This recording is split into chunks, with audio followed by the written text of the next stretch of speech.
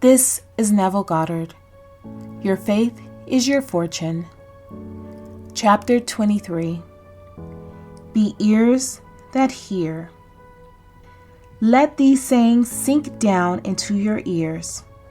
For the Son of Man shall be delivered into the hands of men. Luke 9:44. Let these sayings sink down into your ears.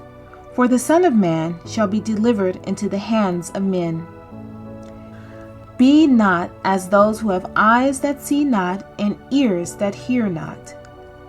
Let these revelations sink deep into your ears, for after the Son idea is conceived, man with his false values or reason will attempt to explain the why and wherefore of the Son's expression, and in so doing will rend him to pieces. After men have agreed that a certain thing is humanly impossible and therefore cannot be done, let someone accomplish the impossible thing. The wise one who said it could not be done will begin to tell you why and how it happened.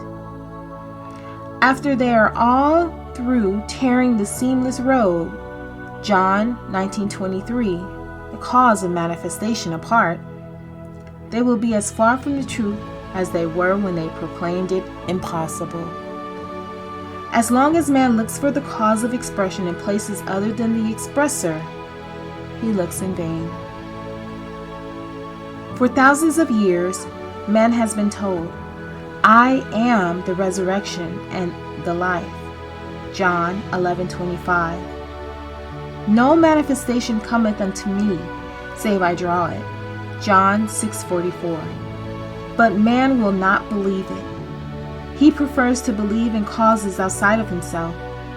The moment that which was not seen becomes seen, man is ready to explain the cause and purpose of its appearance.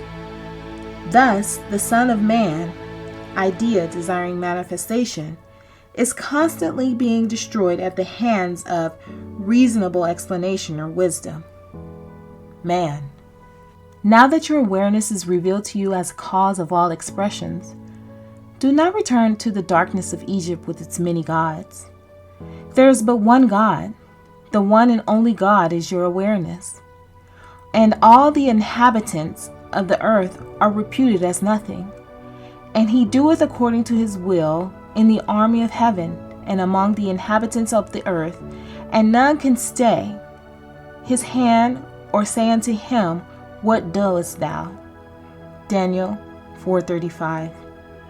If the whole world should agree that a certain thing cannot be expressed, and yet you become aware of being that which they had agreed could not be expressed, you would express it.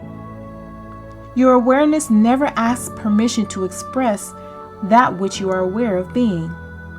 It does so naturally and without effort, in spite of the wisdom of man and all opposition. Salute no man, by the way. Luke 10:4 and 2 Kings 4:29. This is not a command to be insolent or unfriendly, but a reminder not to recognize a superior, not to see in anyone a barrier to your expression. None can stay your hand or question your ability to express that which you are conscious of being. Do not judge after the appearances of a thing, for all are as nothing in the eyes of God. Isaiah 40:17. When the disciples, through their judgment of appearances, saw the insane child, Mark 9:17-29, and Luke 9:37-43, they thought it a more difficult problem to solve than others that they had seen, and so they failed to achieve a cure. In judging after appearances, they forgot that all things were possible to God, Matthew 19:26 and Mark 10:27. Hypnotized as they were by the reality of appearances, they could not feel the naturalness of sanity. The only way for you to avoid such failures is to constantly bear in mind that your awareness is the Almighty, the all-wise presence. Without help, this unknown presence within you effortlessly outpictures that which you are aware of being.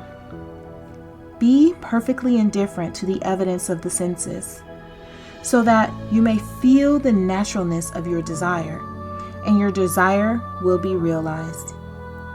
Turn from appearances and feel the naturalness of that perfect perception within yourself, a quality never to be disturbed or doubted.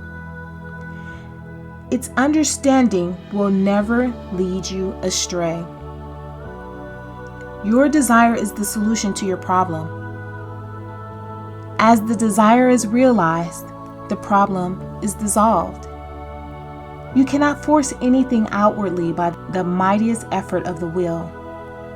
There is only one way you can command the things you want, and that is by assuming the consciousness of the things desired. There is a vast difference between feeling a thing and merely knowing it intellectually. You must accept without reservation the fact that by feeling a thing in consciousness, you have commanded the reality that causes it to come into existence in concrete form. You